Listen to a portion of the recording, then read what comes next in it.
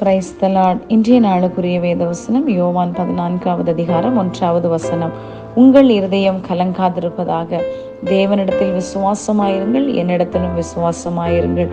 அன்புக்குரியவர்களே, இந்த காலவேளை அருமைநாதர் இயேசு கிறிஸ்துவின் இனிய நாமத்தில் உங்களை வாழ்த்துகிறேன்.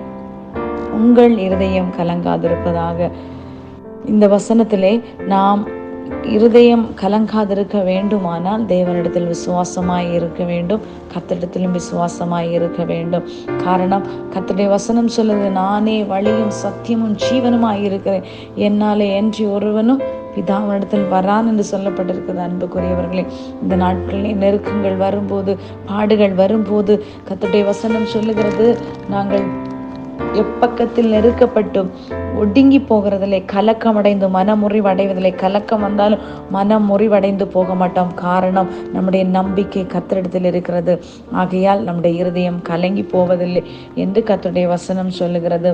அதுபோல கர்த்தருடைய வசனம் சொல்லுகிறது, ஆகையால் யாராவது தளர்ந்திருக்கீங்களா?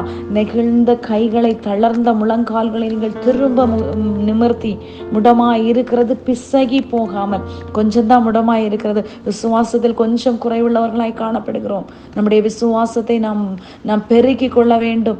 எங்கேயாவது ஒரு சின்ன இடத்துல விசுவாச குறைவு வரும்போது சத்துரு ஈஸியாக நம்முடைய காரியங்களை நுழைந்து நம்முடைய இருதயத்தை கலங்கடிக்க பண்ணி கொண்டிருக்கிறார். ஒன்றுமில்லாத விஷயமா இருக்கும். ஆனால் நாம் விசுவாசத்திலே தளர்ந்து போவோம், ஆனால் நம்முடைய விசுவாச ஜீவிதம் தகர்க்கப்படுகிறது. அன்புக்குரிய தேவனுடைய பிள்ளையே, இந்த சத்தத்தை கேட்கிற ஒவ்வொருவரும் கலங்கி கொண்டிருக்கீங்களா? வியாதியா இருக்கலாம், பிரச்சனையா இருக்கலாம், போராட்டமா இருக்கலாம், பிள்ளைகளுடைய எதிர்காலத்தை குறித்து இருக்கலாம், இல்லை என்றால் வேலைக்கு இல்லையே என்ற ஒரு வேதனையோடு இருக்க, அவரிடத்தில் நம்பிக்கையாயிருங்கள். காரணம், நமக்கு வேண்டிய எல்லா அத்தனை வார்த்தைகளையும், நம்முடைய வாழ்விற்கு வேண்டிய அத்தனை காரியங்களையும் அமைந்த ஒரு நல்ல ஒரு புஸ்தகம், நமக்கு ஒரு கிடைத்த ஒரு நல்ல ஒரு பொக்கிஷம் வேத வசனம்.